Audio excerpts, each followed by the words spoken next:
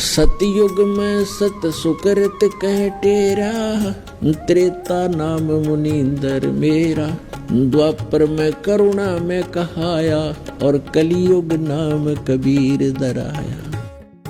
अर्थात कबीर परमेश्वर चारों युगों में सशरीर प्रकट होते हैं।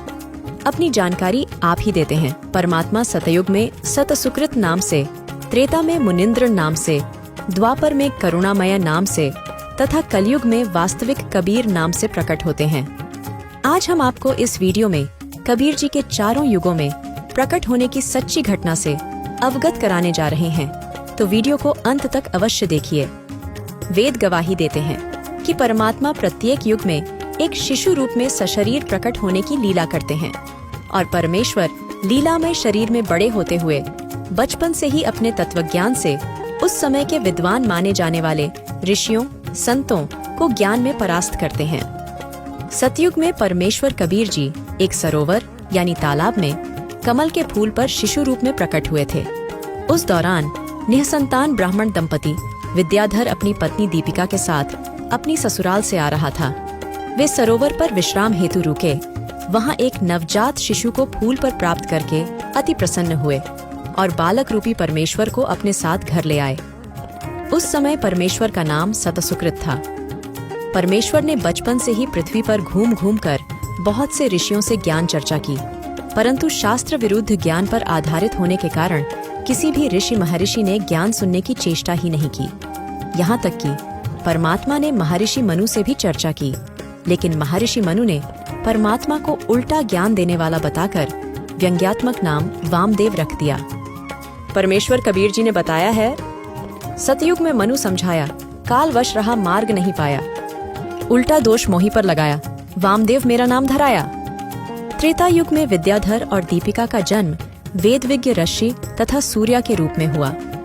त्रेता युग में भी ये पति पत्नी थे और निःसंतान थे। प्रभु कबीर जी त्रेता युग में भी एक शिशु रूप में कमल के फूल पर प्रकट हुए थे, जहाँ से वेदविज्ञ ऋषि तथा उनकी पत्नी सूर्या जो प्रतिदिन सरोवर पर स्नान करने जाते थे, वे शिशु रूपी परमेश्वर को अपने साथ घर ले गए तथा संतान रूप में पालन किया। उस समय परमात्मा का नाम मुनिंद्र ऋषि था। त्रेता युग में मुनिंद्र साहेब ने नल नील, हनुमान जी, लंका के राजा रावण की पत्नी मंदोदरी, भाई विभीषण सहित अनेक पुण्यात्माओं को मिले, उनका कल्याण किया तथा श्री रामचंद्र जी की समुद्र में पुल बनवाने में भी परमात्मा ने सहायता की थी। परमेश्वर कबीर जी ने अपने शिष्य धनी धर्मदास जी को बताया है, त्रेता में नल नील चेताया, लंका में चंद्र विजय समझाया। सीख मंदोदरी रानी मानी, समझा नहीं रावण अभिमानी। विभीषण किन्हीं सेव हमारी, ताते हुआ लंका छत्तरधारी। हार गए थे जब त्रिभुवन राया, समुद्र पर सेतु मैं ही बनवाया। द्वापर युग में कबीर साहेब रामनगर नामक नगरी में एक सरोवर में कमल के फूल पर शिशु रूप में प्रकट हुए, जहाँ से एक निःसंतान वाल्मीकि दंपति कालू तथा गोदावरी अपने घर ले गए तथा उन्होंने एक ऋषि से परमेश्वर का नामकरण कराया। उसने परमेश्वर का नाम करुणामय रखा। द्वापर युग में परमेश्वर कबीर जी करुणामय रूप में 404 वर्ष तक लीला करते रहे तथा इसके बाद सशरीर सतलोक चले गए।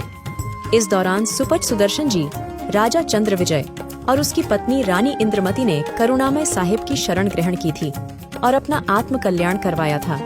द्वापर युग में परमेश्वर ने सुपच सुदर्शन रूप में पहुंचकर पांडवों की यज्ञ भी पूरी की थी। परमात्मा ने बताया है, संघस 88 बैठे ऋषिजन, सभी खा लिया था भोजन। 33 कोटि देवता सारे, शंख नहीं बजा रहे सब हारे। बाजा शंख अखंड धुन लाई, पूरी पृथ्वी पर आवाज सुनाई। तीनों लोकों में सुनी शंख आवाज, तुम सुदर्शन संतन सिरताज। ताको सतभक्ति समझाई, अपनी महिमा आप बताई।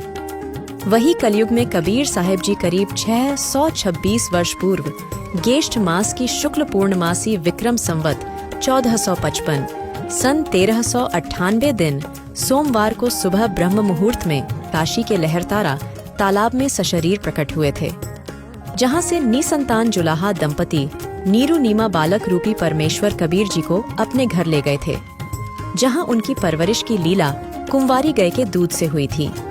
वही परमेश्वर कबीर जी के प्रकट होने की घटना के प्रत्यक्ष दृष्टा स्वामी रामानंद जी के शिष्य अष्टानंद नामक थे, जो ब्रह्म मुहूर्त में प्रतिदिन लहरतारा तालाब में स्नान करके वहीं बैठकर कुछ समय अपनी भक्ति क्रियाएं करते थे। जब ऋषि अष्टानंद जी ध्यान मग्न होने की चेष्टा कर रहे थे, उसी समय उन्हें आकाश से एक प्रकाश पुंज नीचे की ओर आता दिखाई दिया। वह इतना तेज प्रकाश था कि उसे ऋषि जी की चर्म दृष्टि सहन नहीं कर सकी, जिसके कारण परमेश्वर के प्रकाश को देखने से ऋषि जी की आंखें बंद हो गई थीं। वही कलयुग में परमेश्वर कबीर जी ने अनेक महापुरुषों को शरण में लिया। उन्हें तत्वज्ञान समझाया, सतलोक दिखाया। उन महापुरुषों में स्वामी रामानंद जी, सिख धर्म के प्रवर्तक माने जाने वाले नानक देव जी, धनी धर्मदास बांधवगढ़ मध्य प्रदेश, दादू दयाल जी, मलुकदास जी, संत गरीबदास जी गांव छुड़ानी जिला झज्जर हरियाणा, संत घीसादास जी जिला बागपत उत्तर प्रदेश, नामदेव आदि शामिल हैं। इसके साथ ही दिल्ली के बादशाह सिकंदर लोदी, काशी नरेश बीरदेव सिंह बघेल, मगहर रियासत के नवाब बिजली खां पठान जैसे अन्य राजाओं ने भी कलयुग में परमेश्वर कबीर जी की शरण प्राप्त की। इस तरह परमेश्वर कबीर जी कलयुग में 120 वर्ष तक लीलामय शरीर में रहे। इस दौरान कबीर जी के तत्वज्ञान से परिचित होकर उनके 64 लाख शिष्य हुए थे, जो कबीर जी की समर्थता का प्रमाण है। परमेश्वर कबीर जी ने अपने शिष्य धनी धर्मदास जी को कलयुग में प्रकट होने की जानकारी देते हुए बताया है कि अब मैं कलयुग में लीन्हा अवतारा, काशी नगर है स्थान हमारा। कबीर नाम है मेरा भाई, ऋषि रामानंद से दीक्षा पाई। मात पिता मेरे नहीं, बालक रूप प्रकट्या। लहर तारा तालाब कमल पर, तहाँ जुलाहे ने पाया। आया जगत भव सागर तारण, साची कहूँ जग लागे मारण। जो कोई माने कहा हमारा, फिर नहीं होवे जन्म दोबारा। वही कलयुग में परमेश्वर कबीर जी प्रकट होने के दिन के उपलक्ष्य में ही आगामी 20, 21 व 22 जून को कबीर साहेब प्रकट दिवस संत रामपाल जी महाराज के मार्गदर्शन में मनाया जाएगा, जिसका आयोजन सतलोक आश्रम, धनाना धाम, सोनीपत, हरियाणा, सतलोक आश्रम भिवानी हरियाणा, सतलोक आश्रम कुरुक्षेत्र हरियाणा, सतलोक आश्रम मुंडका दिल्ली, सतलोक आश्रम शामली उत्तर प्रदेश, सतलोक आश्रम खमाणों पंजाब, सतलोक आश्रम धुरी पंजाब, सतलोक आश्रम सोजत राजस्थान, सतलोक आश्रम बैतूल मध्य प्रदेश, सतलोक आश्रम इंदौर मध्य प्रदेश, सतलोक आश्रम धनुषा नेपाल। कुल 11 आश्रमों सहित पूरे विश्व में होगा।